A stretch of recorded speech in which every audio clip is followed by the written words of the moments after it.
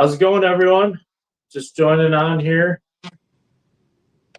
Gabe here with the Ultimate Walleye Derby, Ultimate Salmon Derby. It's another Sunday live stream here. We got some special guests. We'll give some people a chance to join on here.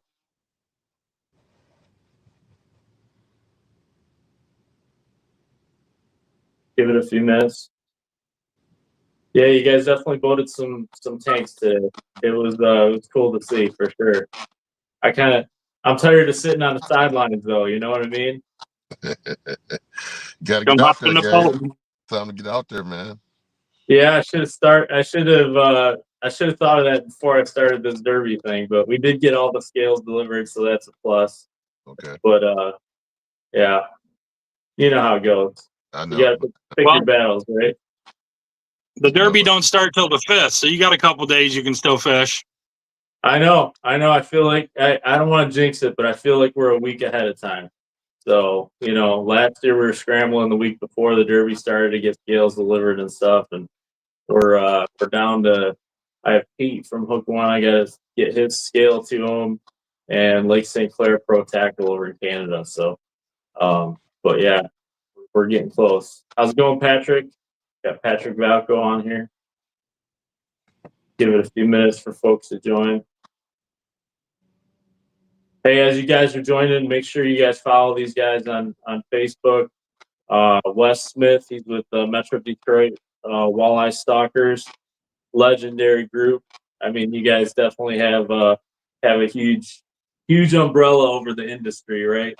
And then Captain Theron Hoffman with Big Easy Charters. Both of these guys are pro staff for the Dipnet team. And man, what a team. I got to have dinner with all you guys last year, right before the MWT, and it's a cool group of guys. So you guys are a small sampling of the whole crew, right? So yeah, no, great team, great family. Absolutely. Awesome. It's all about family. It's all about what? All about family. Yeah, it is. Everyone's pretty tight, and there's folks from, you guys got team members from the Upper Peninsula of Michigan. You guys got team members from, I think, aren't there some Ohio guys also that are part of it? Yeah, we kind of span, all from top of Michigan, bottom Michigan, and stretching down in Ohio. So yeah, we kind of got pretty much everything covered. Walleye around. We're like bad news, man. We're everywhere. Well, I guess as folks are joining here, Captain Theron, Captain Wes, we're going to kind of do a little bit of lake versus river discussion, some pointers as the derby gets going here. See, and get their input on a few little tips and tricks for both, where to chase down some of these big walleyes as the derby approaches here. April 5th is coming real quick, so we'll dive into that here in at 5 minutes after. Roy's asking, is there a Q&A? Yeah, we'll do a Q&A at the end. We'll see how many secrets get given here, considering both these guys are going to be in the derby. So, we'll see what happens. Brian Gleason saying, I see a lot of big girls being caught, but the derby hasn't started yet. I know there will be big ones still out there. I think they will be. I think it'll be a while. We'll be catching some big ones. Absolutely. Yeah. Well, they're going to be in the system for a minute. Those fish are still holding pretty tight on their eggs, and the water temp's down still. So cool. Well, all right. Just to give you guys a little feel for what the format's going to be today, we're going to go through some stuff with Captain Theron, Captain Wes. We're going to do a little Q&A. We'll do some derby announcements, and then we'll do our weekly giveaways for the $250 prize packs we got going on every week. So let's get right into it. Those of you guys that don't know Captain Theron, Big Easy Charters, he's on Facebook. I know you have a website too, right? Theron? Yeah, I have a website. You can go check it out. I also have a Facebook page and my page too. Okay. And Captain Wes, he's with the Metro Detroit Walleye Stalkers. Huge Facebook group. I know you have you got your personal Facebook too. Yep. Any other sites you want to shoot out here? Yeah, you can follow me on my also one of my my personal fishing page, Westsmith Fishing, Metro Detroit Walleye Stalkers, and then also the group page from the Metro Detroit Walleye Stalkers as well, which is just the same name, it's just a page. So, and also you can follow me also on Instagram, Westsmith Walleye Hunter as well. So. Yeah, if you guys missed it today, these guys put some tanks up on Instagram and Facebook today. It's pretty cool to see. Some good pictures, definitely some good fish. Yeah, you guys put in some work, that's for sure. Yeah. We definitely me and Theron, we've actually been out last couple of days trying to kind of hunt down some hogs. We just particularly been looking for quality fish over quantity. There's fish that just starting to hit the system, so there's fish everywhere. There's still a lot of them in tight pods, but there's a lot of big fish that are in that system right now. Honestly, the cooler weather has kind of been helping kind of keep those bigger fish in there and bring more in actually. So look forward to it. It's just getting started. Fun Cool. just beginning. Well, let's get rolling here. You guys did some jigging today, I think. From what I'm guessing here, am I right? Absolutely. Yep. Okay. I guess what kind of water conditions do we have out there today? What's the Canadian side looking like? What's the American side looking like? Canadian side's got a little bit of dinge to it. It's not muddy, but it's definitely some dirtier water. Canadian side's been pretty clean. I know Ballard's Reef is pretty clean. It doesn't hurt the fishing when the water's dirty. I mean, there's been plenty of times, I know I've done it and Wes has done it, where the muddy water may even help you get a later bite. I've caught fish at 10 o'clock in the morning in 7-8 foot because of muddy water. Right. Well, so I guess I know there's fish in the upper portion of the river for sure. Where were you guys at today? I think. Yeah, were you guys mid-river, lower river? Yeah, mid-river area. Is where we primarily fish today. That's where we targeted for the last couple of days. It's fish all up and down that system, though. I mean, we've had buddies, other captains we know that are fishing upper river, down river as well. So both ends of the river, like I said, they're filling in that system. Lots of pods, tight, small pods, but they're in there. Okay. Cool. Yeah, definitely small pods. If you find a pod of fish, you definitely want to work them over if you're trying to put some numbers in the boat. I think, our fish today we found on a stretch that was probably, I don't know, maybe 60, 70 foot, 60, 70 yards long. And within a 15, 20 foot area wide, and if you missed it, you missed it. Are the fish starting to get loose? Any of them that you guys caught? I assume no. It's still pretty cold. No, those fish are really tight. Yep. Okay, yeah, so we pretty tight. We had actually one spewing male that was interesting the other day, but outside of that, all the females we caught, we haven't had any spewing eggs yet. Nice. So I guess jigging wise, I know a lot of folks. The big debate, right? Plastic. You guys, are you guys worm? You guys like jigging worms? You like jigging minnow baits? What's that's usually the big debate, right? I know. Dipnet makes both, right? They've got a worm, they've got a minnow bait. What do you guys? What's your input there? Well, this time of the year, I will say, make sure you stop at the Dipnet and get your minnows before you go out. I will most definitely preach that one after today. Okay, you didn't answer the question though. Minnow bait or worm? What do you think? I'm a If you had split to pick tail one. guy. You're a split tail guy, Wes?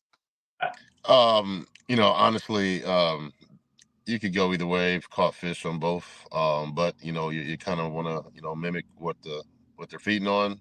So primarily this time of the year, colder water temps, I typically go with the minnow style. As the water temperatures kind of warm up, I'll switch over and use more of the worm. Okay. All right. What about jig sizes? Are you guys heavy jig fishermen, or are you guys finesse? You like going lighter jigs? Personally, for me personally, ideally, I'm a lighter jig, ideally person. If I can get away, depending on where I'm jigging in that river, Detroit River, if I can do 3/4, 5/8. Most of the time, 1 ounce. Also depending on boat control, and how well boat control is able to be had. Also takes that factor into account, but anywhere between 3/4 and 1 ounce. Okay. Yeah, Theron, what about definitely. you? I believe as long as you can keep vertical and feel bottom, you're doing what you need to do. On my charters, most of the time I run a 1 ounce. That just makes it a lot easier for everyone to feel bottom. I don't usually go under 3/4 unless I'm fishing extremely shallow water or I'm fishing somewhere where there's no current, like Saginaw River. 5/8 is a staple up there in the Saginaw River. Okay. Any particular colors been shining out this year for you guys? I'll just say so far, just because primarily just been fishing more the stained water, so it's just been darker colors. Darker colored jig heads, darker colored body, style baits has been what's been most productive. Okay. All right. All right. So I guess fishing the river, you guys get into the after the jig bite, you guys do the harness thing too, or you guys move out Absolutely. to the west, you move out to the lake, or you stick around for the harness thing, or I'll stick around for the harness thing. I'll do the harness bite when I can't get out on the lake on the days when conditions don't allow me to get on the lake. I'll pull harnesses in the river. It's pretty fun. It's relaxing. It's always a good way, in my opinion. It's a lot of way that we get a lot of kids into it. It can be fun, fast, furious fishing sometimes, but keeps the kids busy, even when you're not catching walleye. A lot of times because it's worms, you pull the harnesses, you're gonna catch some other species. So, always fun to keep the kids busy doing that. So, yeah. Yeah, I definitely pull harnesses in the river quite a bit when that water warms up. Like I said, I stay in the river majority of the time. I'm able to catch fish all the way up until July in the river consistently. yeah, that's a good thing about the Detroit River. It's got a good resident population, and there's quite a few pushes of fish that come in and out of there, throughout the spring. So I know there was a push of fish even after the Derby got done in May that came up, some big fish. So that's a good thing with the river. So well, Yeah, cool. You guys get into the hand lining thing at all? You must. Yeah, absolutely. yep. I'm third generation since 1943 on Detroit River hand lining. Nice. So you guys exchange secrets when you're on the boat together, or what's I know hand lining secrets are definitely they're usually kept close to the cuff, you know what I mean? Yeah, it is. Unfortunately, though, I'd say it's kind of a dying technique, though, in this day and age. So there's not many that do it as I think is used to, and a lot of the old timers that are not around or not able to do it as much. So it's not really taught to a lot of the young kids that are coming up. So I think it's a small circle of guys that right now that do it, whether it's Detroit River or St. Clair River or even Saginaw. But and yeah, I think a lot of those secrets are kept amongst those groups. But me personally, I would like to see that technique probably shared a little bit more to kind of see it going. Yeah, I actually Awesome, do man. specialized charters. I get a lot of people that actually ask me because they want to learn. You see it more prominent in the tournament guys. Like those tournament guys know they can drop it down and do some business. Yeah, Um, especially when you get that dirty water, right? It's a technique that, sometimes it's the only one that's gonna work, right? Absolutely, yeah, yeah. yep. Especially when those fish are suspended. Yep.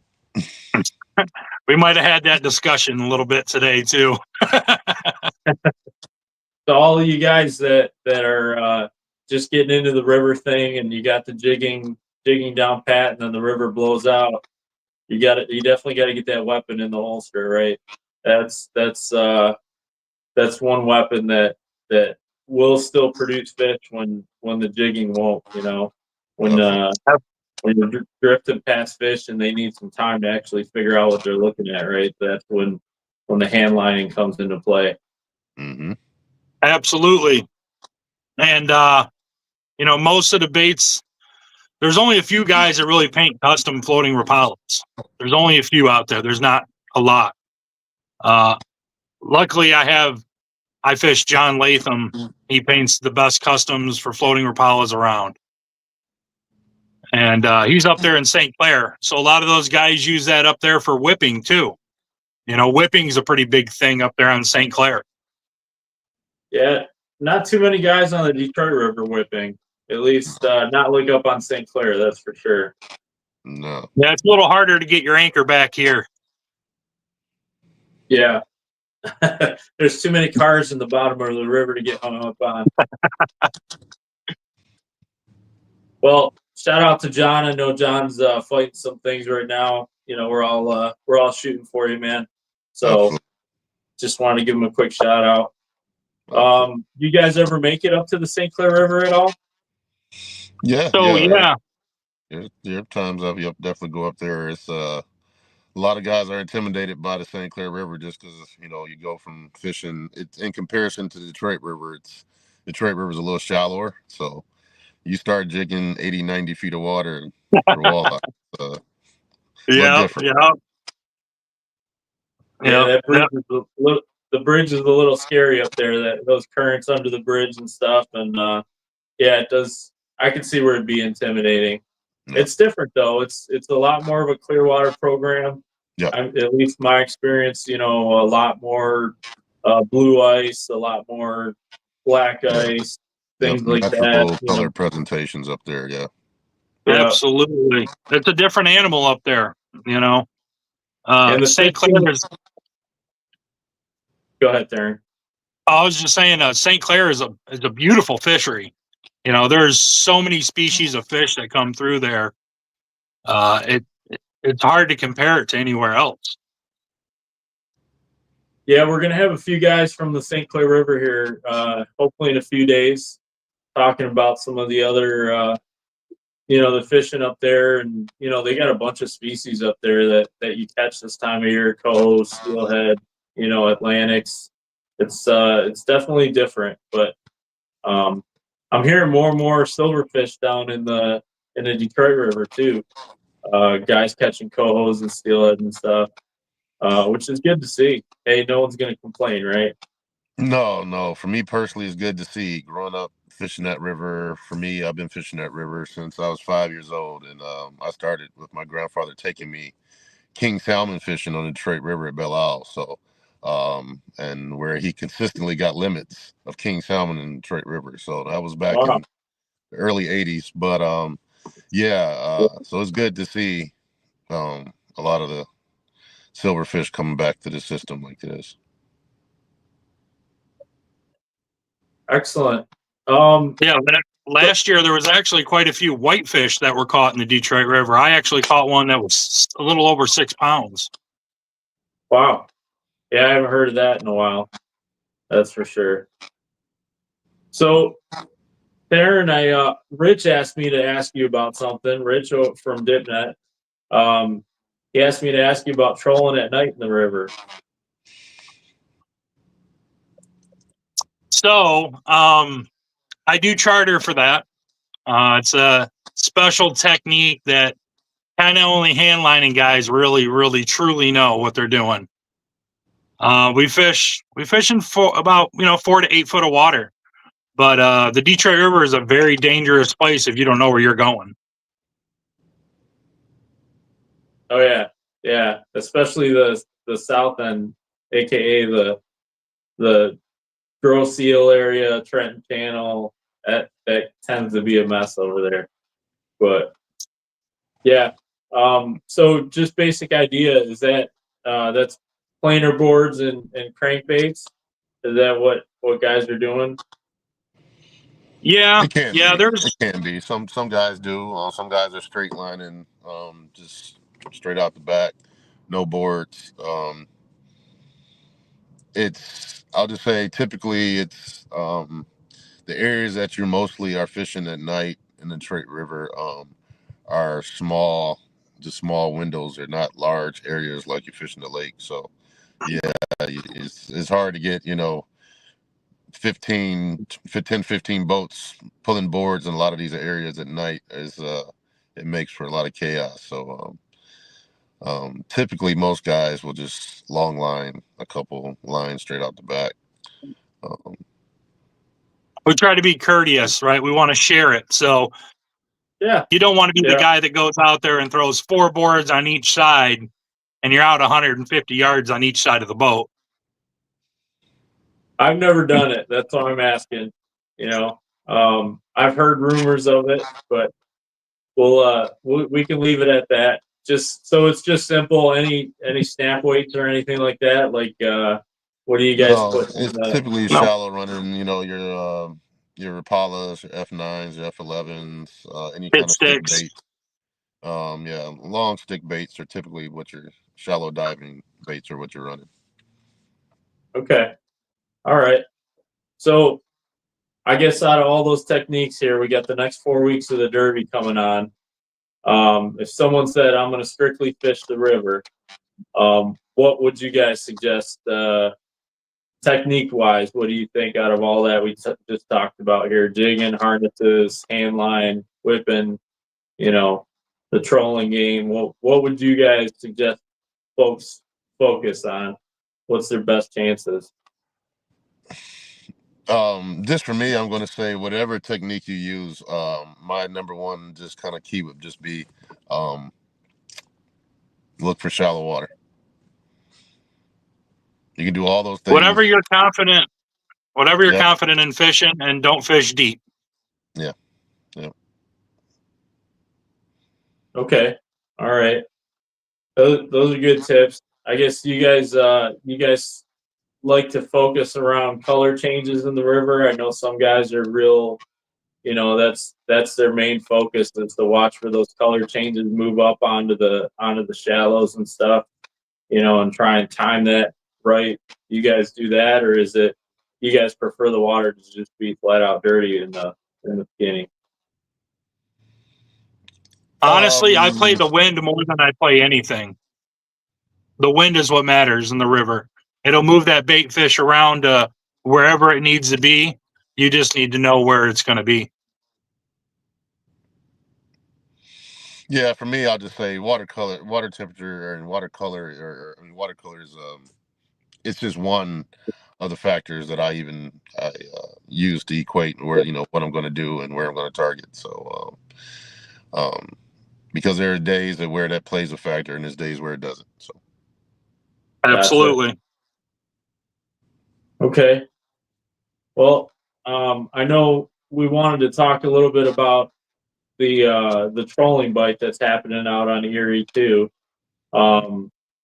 Personally, I that's definitely my forte is trolling. I like trolling. yep.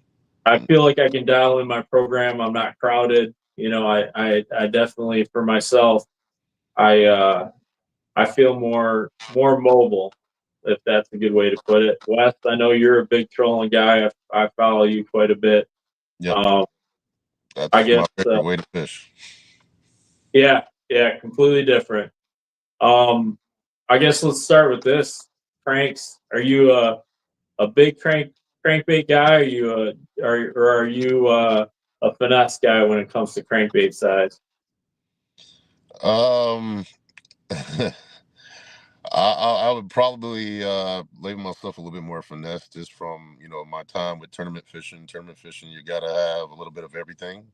And so even fun fishing, there are days where walleyes can be finicky at times.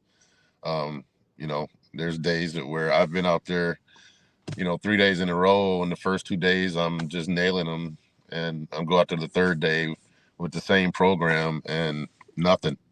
But the fish are there. And so yeah, you got to fine tune, and it's the third day, it's something completely different than the first 2 days. I'm just one where I generally follow a general rule of thumb when it comes to crankbait. Early on, the colder the water, the bigger the crank.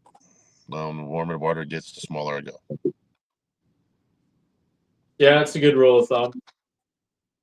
I guess any particular crankbait style that if you had to pick one or two, are you a big bandit guy, or would you rather have a husky jerk early in the year? I know they're all different actions, different rattles, different, right? If you had to Absolutely, pick two absolutely. for the next month, If I had to pick 2 for the next month,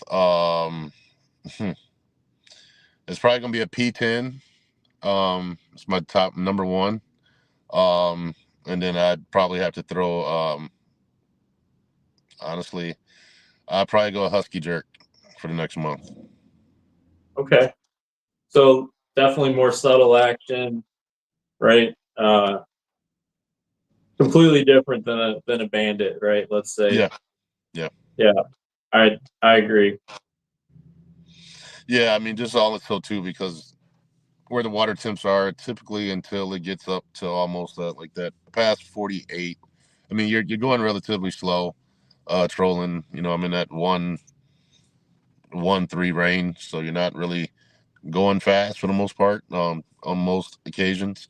So a bait that can be trolled and still have that big slow wobble to attract those walleyes, especially in that dirty water. That's those 2 baits I'm going to go to first for the next month. Okay. All right. I think a lot of people, they think the springtime you're only catching fish in the river, but I know there's quite a few fish on the Canadian side all the way to Point Peely. There's the Michigan side there.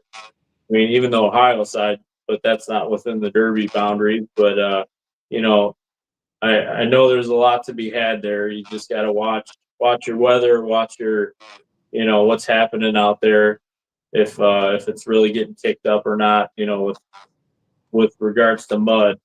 But yeah, definitely, that's been the big debate with the Derby is, will Lake Erie bring all the big ones? Will the Detroit River bring all the big ones? Will the St. Clair River bring the big ones? They're definitely bringing their game up this year. I don't know if you noticed, but Oh yeah, they got no, some big fish up there this year.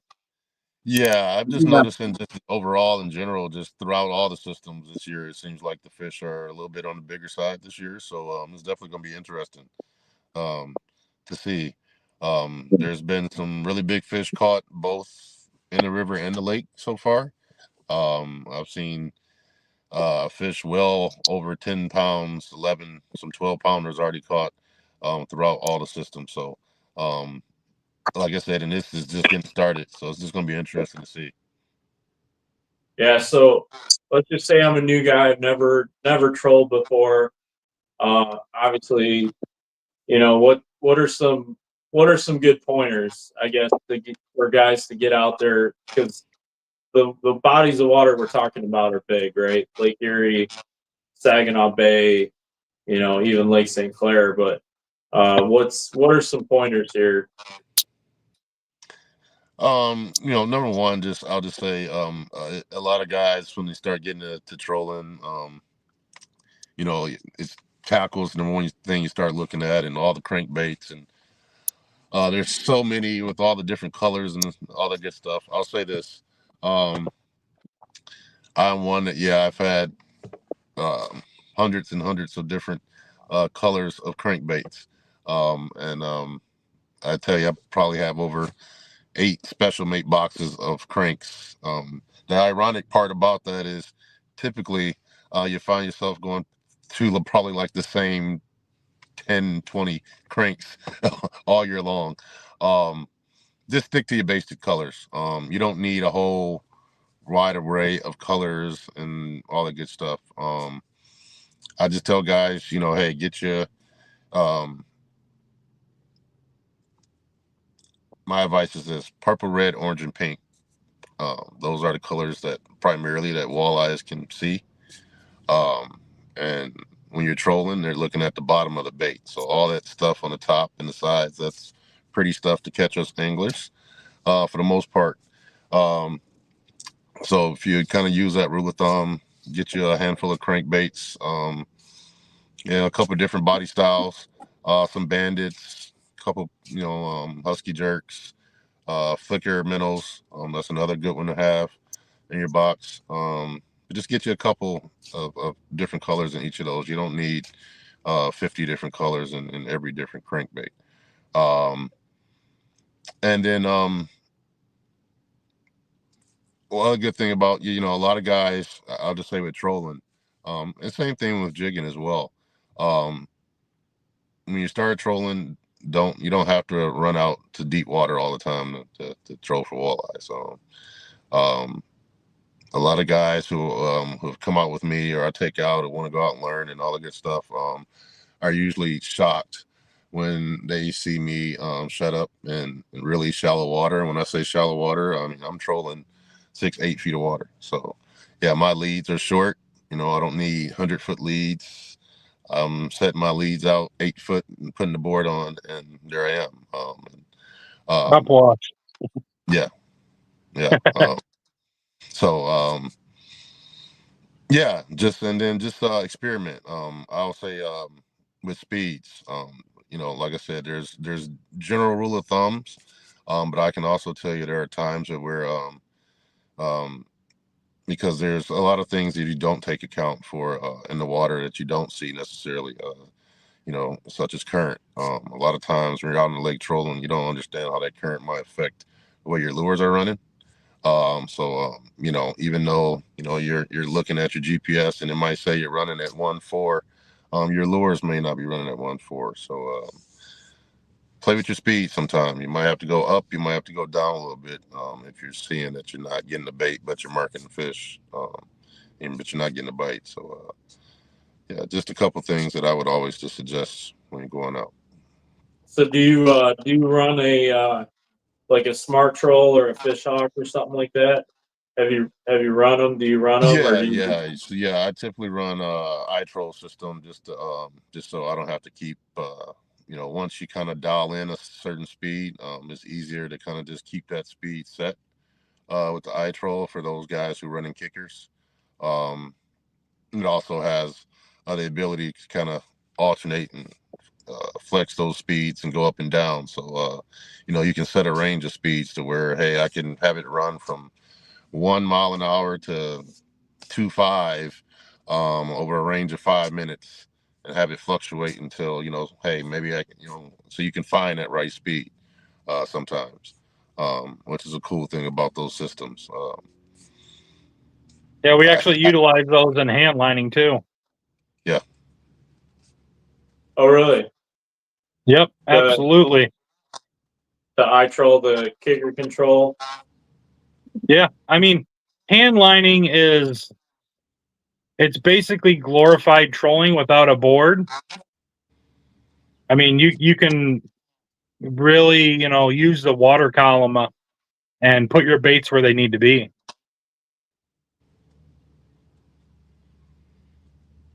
Gotcha. Yeah, I guess my experience with folk hand lining has always been the tiller handle with the throttle control in your hand. But Yeah, well, I mean, we definitely use the speed up, slow down, the turning. You know, you turn, one side speeds up, one side slows down. I mean, it really makes a difference. And then if you start to notice one side is constantly picking up fish on a turn, you know, it might tell you something. I mean, you might need to speed up a little bit. And that's where that comes in handy. We can speed up and slow down. right. I guess, have you guys ever tried the probes that you actually put in line and send them down there to see what the underwater currents are, like a smart troll or a fish hawk? Yeah, definitely. I've run a fish off system for years, so yeah, that definitely helps. Especially in the deeper water as well, when you really want to know. I know a lot of guys use it for salmon fishing, but yeah, for walleye fishing too. I know a lot of guys use it, and especially on the deeper waters in Lake Erie, Huron, it has helped. When you think again, your speed, your water temp, sometimes what is reading at the top, your surface temp ain't what it is where those fish are at 20, 30, 40 feet down. Cool. So I guess let me ask you guys this. I have a feeling Theron's going to be fishing the river, but Wes, what do you guys think? Where are you guys going to be fishing here when the Derby starts in 2 weeks? Well, I definitely venture into the lake. I just stay at the mouth of the lake more mouth. I don't really venture too far. I think a lot of those fish are coming into spawn, and there's definitely reefs out on Erie. We all know that. And I mean, I want to say that that fish is going to come out of the river, but it could just as easily come out of the lake. You know, if we knew, we'd be rich.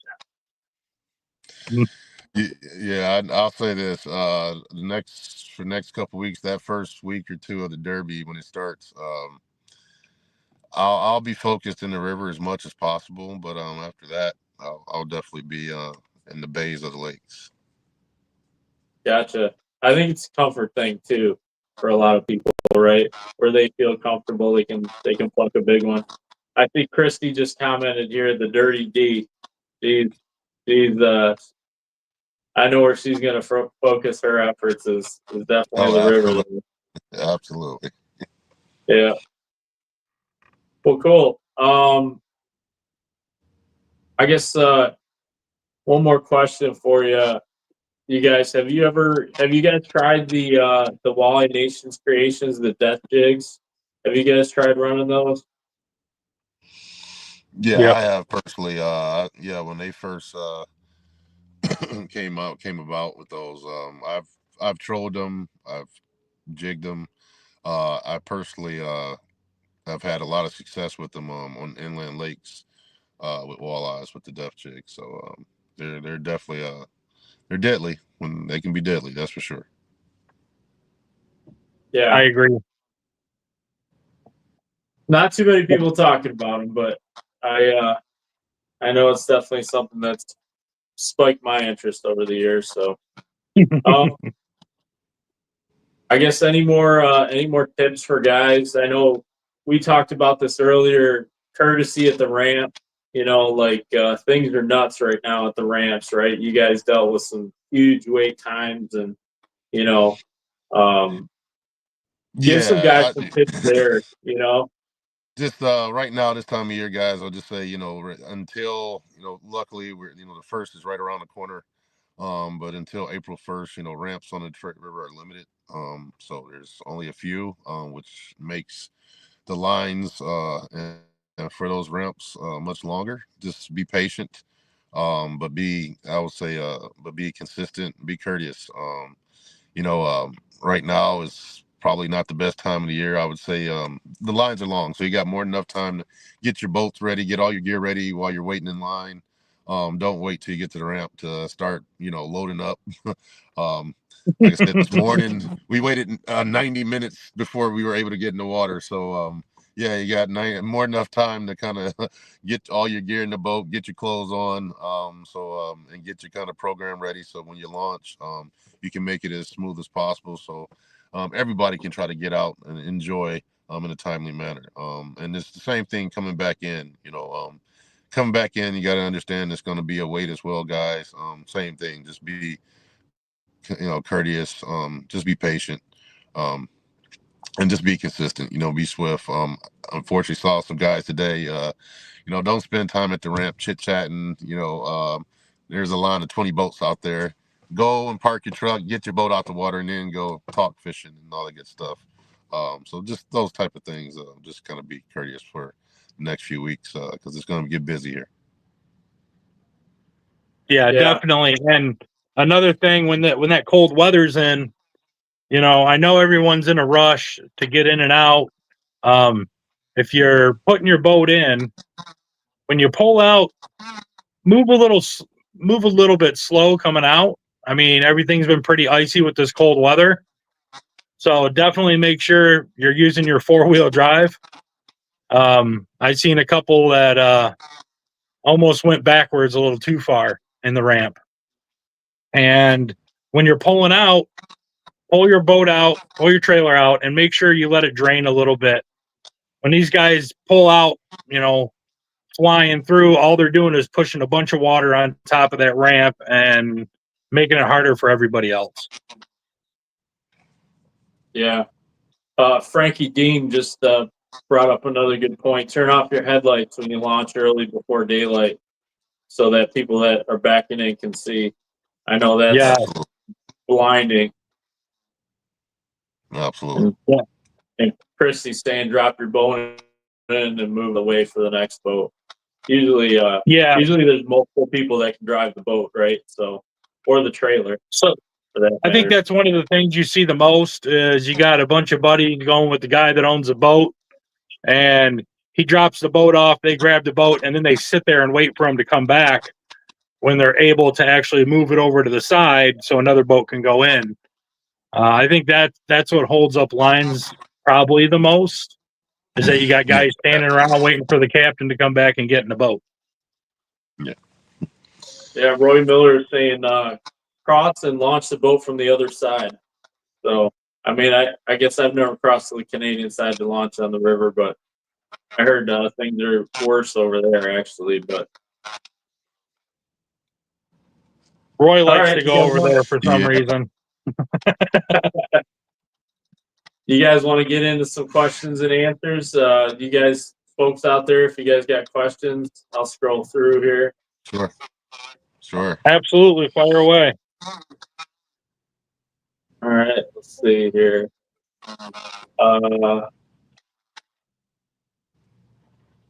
Get it tight. That's saying live minnows today, 100%.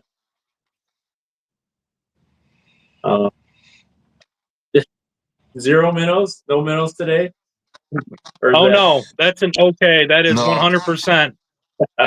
Yeah, you need minnows. We definitely had to use minnows today.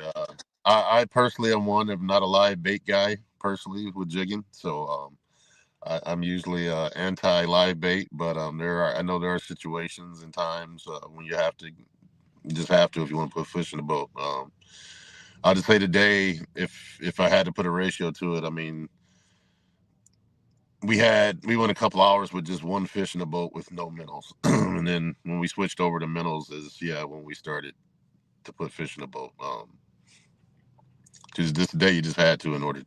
They didn't want it if they needed that scent today. They needed that meat. So there are times. Yeah. Patrick Valco, go ahead. Sorry. I was going to say, at the beginning of the year when that water's cold, that's when minnows are probably the most crucial out of anything, right? Those fish are pretty lethargic and they need a little bit of that scent, and we fought not to use minnows. We're both plastic guys, and finally we just looked at each other and said, all right, man, might as well do it. And we put the minnows on. Our buddy Thad, our Dipnet buddy Thad for convincing us. Yeah. We had him in the boat. what I tell everybody is make sure you got them. Just like, you know, having insurance on your car. You don't drive around with no insurance. Yeah, I feel naked if I leave without them. You know, it definitely, even if you don't use them, definitely it's something there mentally that goes through my head that I need to have them. Patrick Valco's asking, what town mainline and leader are you guys using? Are you guys using a leader? Some guys don't use leaders, right?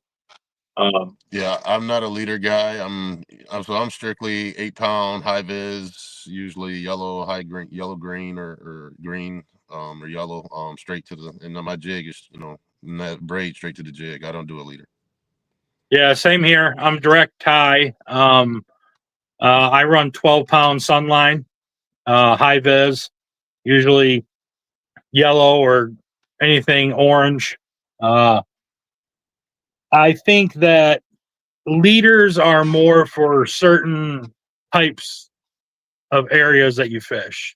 You're fishing extremely clean water. I think that sometimes they do make a difference. Okay. All right. But you're never going to catch me with the leader on the Detroit River.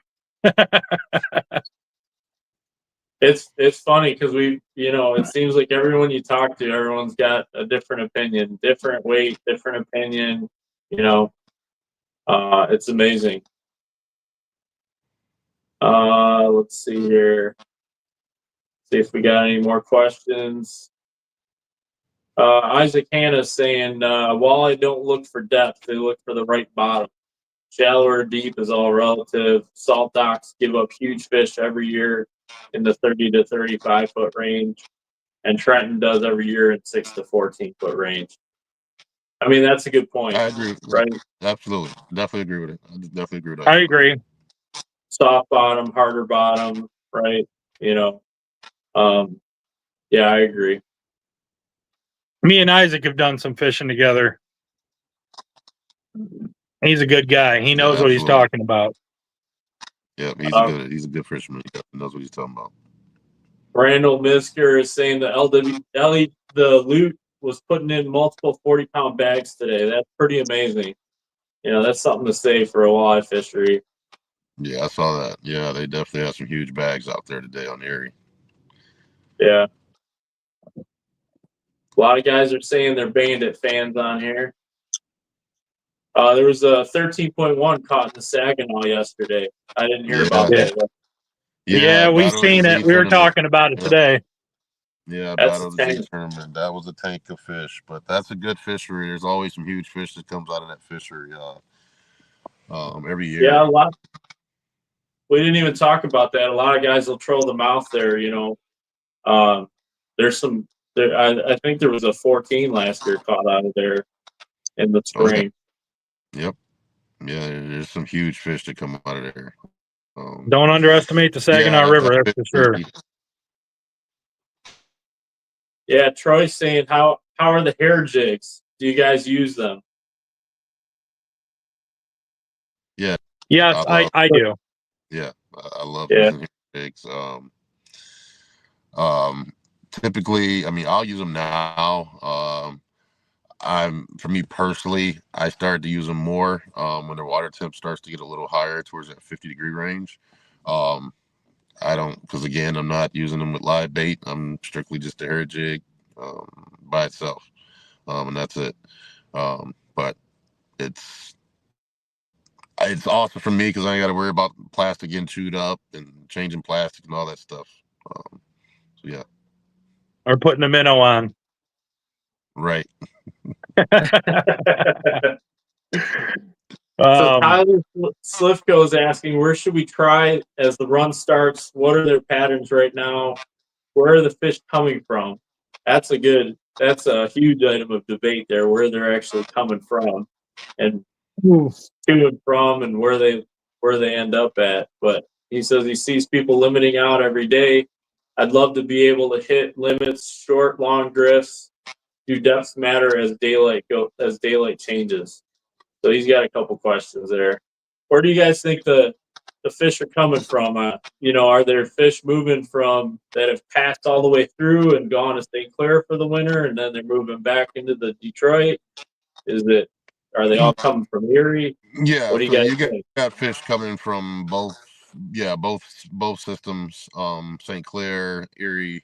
You have resident fish as well. That are just there all year long as well. So you have a combination of all three. But right now,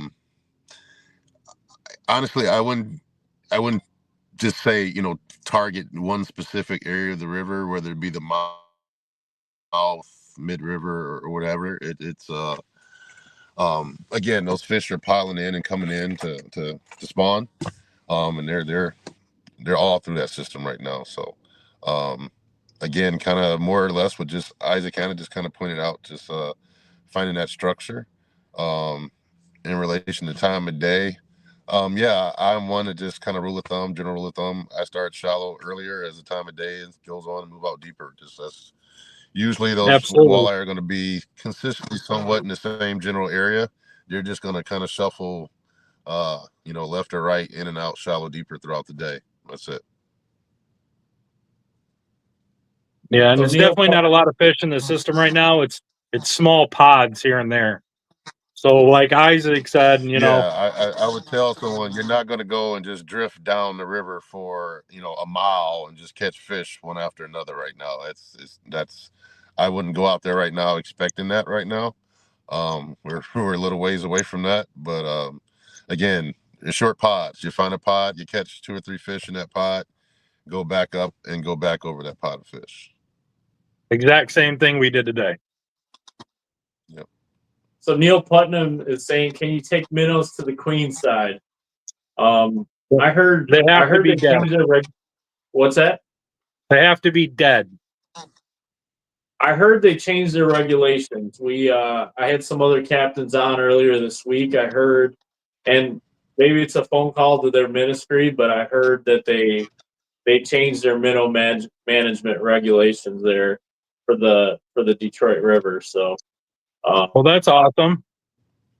yeah, I So guess I would dig into it, guys. If for everyone out there listening, I heard they definitely changed it. So, Well, when you put them in on the American side, they know not to cross that imaginary line before. When you had to take them over there dead, they couldn't be alive. well, none of them have passports, so it's hard to cross that imaginary line. I don't know, Roy. I don't think Roy's got a passport, but he made it over. All right. Let's see here. See if we got any more questions. So there's a tournament weekend the 4th. Yeah, there's a few things going on. I know for us the Derby starts April 5th and goes all the way through May 4th. The Ultimate Walleye Derby. There's the MWT happening that weekend, right? There's the Detroit River MWT is happening that weekend.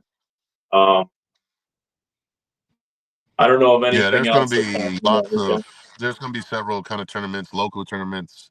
That's going to happen, especially through the month of April.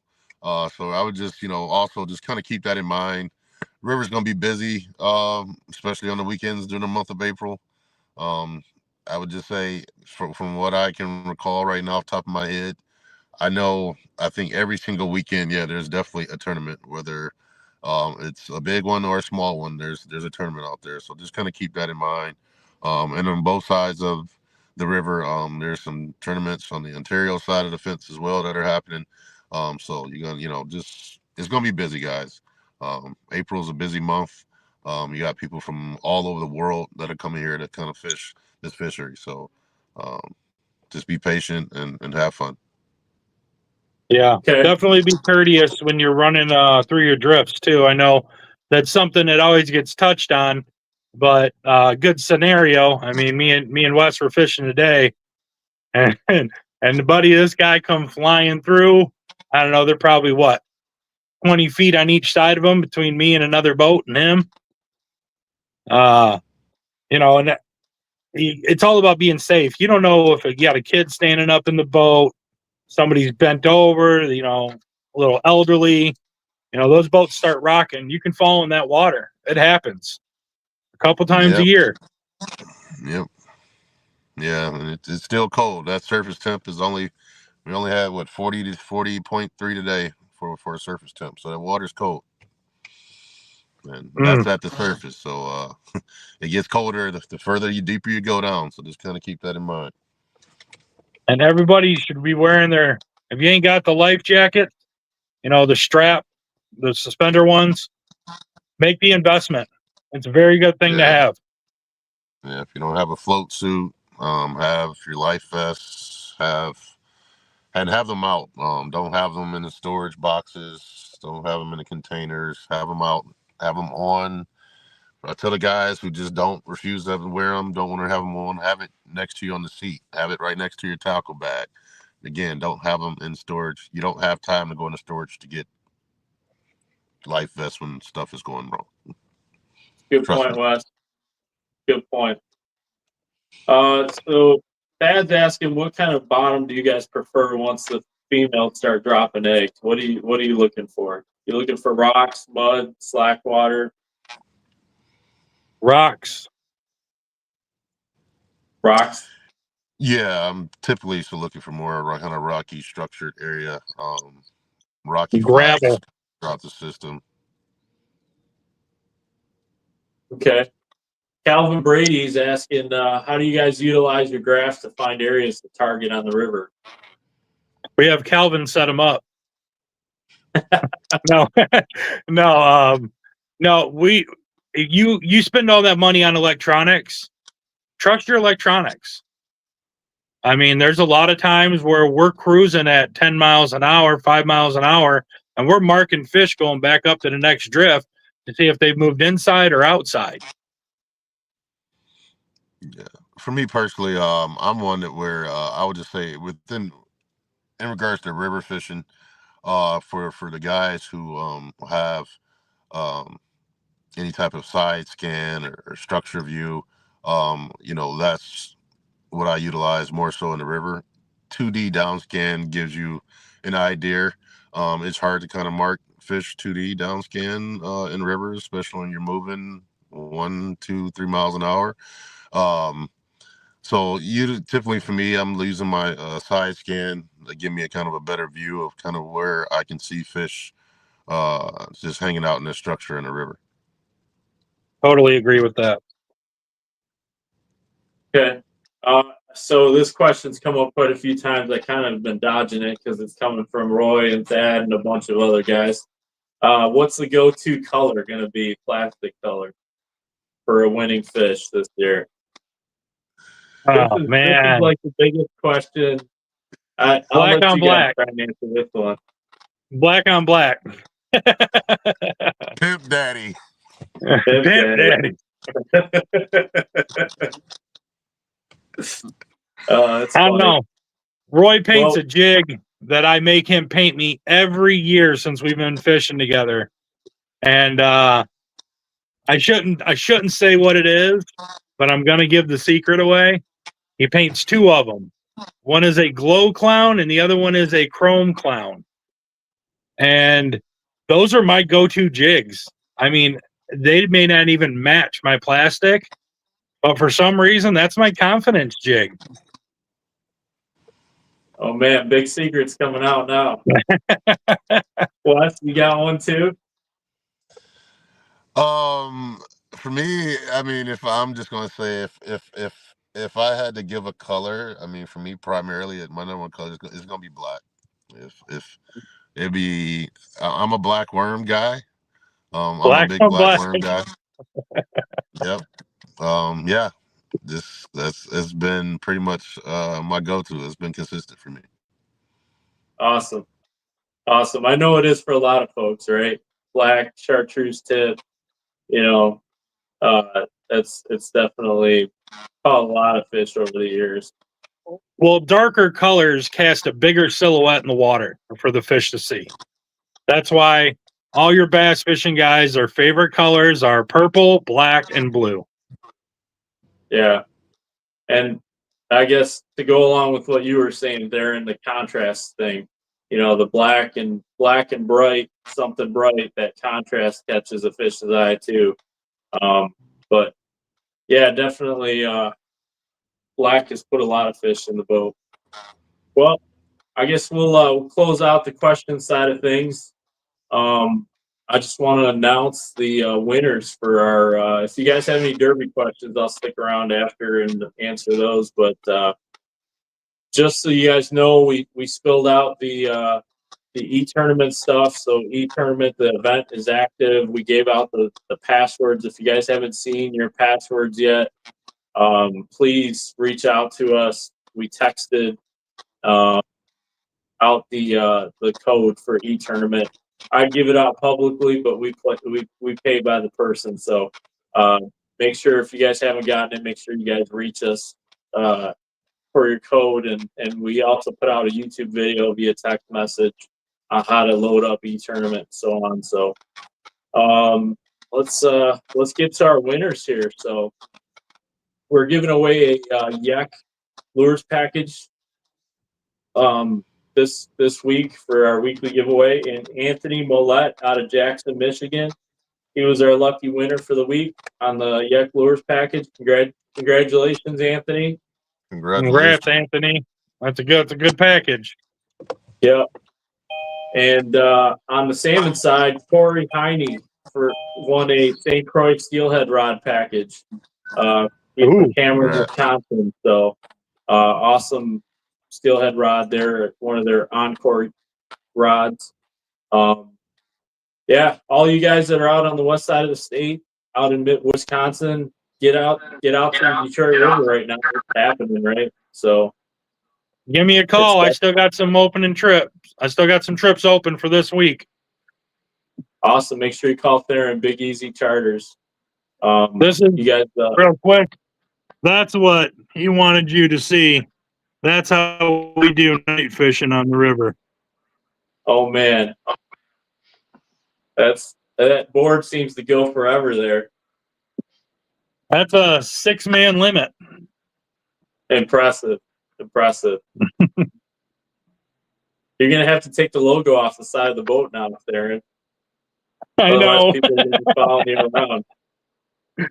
Yeah, I'll get a new wrap next year. Awesome. Well, any parting words, guys? Thanks for joining us. We definitely appreciate it. You guys are always welcome to hang out with us. I was hoping to see you in the studio, but hopefully you guys run into some more courteous people at the boat launch next time so we can all connect. But right. Yeah. No. Thanks for having us on here, man. You guys are doing a great thing with this derby. You did it great last year. You even stepped it up from that. It's going to be hard to step it up from what you're doing now. But I got faith in you. I know you will. Awesome. Yep, I appreciate that. it. Yeah. Yep. Look forward to it. Look forward to seeing everybody out on the rivers and the lakes over the next several weeks. Make sure you follow along on the page, Metro Detroit Walleye Stalkers. You see a lot of information being shared, whether it's from the Ultimate Walleye Derby or Captain Theron or just myself and a lot of the other charters that we kind of share with.